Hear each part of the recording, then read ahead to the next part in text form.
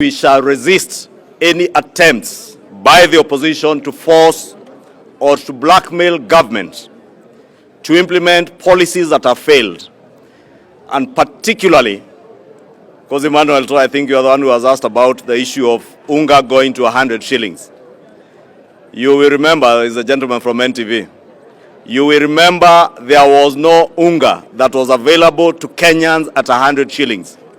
You will also recall the former Cabinet Secretary Agriculture, Peter Munya, asserting that the subsidy program for unga was unsustainable and was called off way before the election.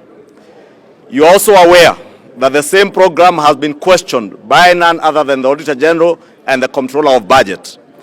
That the subsidy programs that they are now trying to blackmail government to reinstate were programs that were designed to loot billions of shillings from the Kenyan people. And that is why we have asserted as a parliamentary group that we shall support the government's policies towards subsidizing production to enable cheaper food land on the tables of Kenyans. Two, the other issues I think that listening to our colleagues in the opposition is issues that we have stated that we want to adhere, and we have called on them in our statement, to also to adhere to the rule of law and the Constitution. They are asking us to open servers.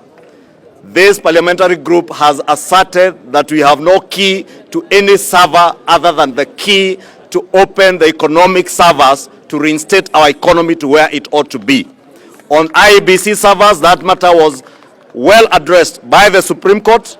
The opposition is within its rights to seek a review under the Constitution and under the law from the Supreme Court on the issue of any servers that they think was not done by the Supreme Court. They can go back to the same Supreme Court. On the reinstatement of the Cherera 4, there are no provisions under any law or under our Constitution to reinstate officers, public officers who have voluntarily resigned from public office, or those who have been removed from public office, as the case was by for Commissioner Masit. And I think on the cost of living, we were clear. We shall support the government's policies that are what we sold to the people of Kenya when we went around the country campaigning. And we sold policies to the people of Kenya that the people of Kenya agreed with by voting for the Kenya Kwanza government. Therefore, the failed policies of the last regime cannot and shall not be forced on either government or the people of Kenya, because the people of Kenya rejected them in the elections. I think we are good.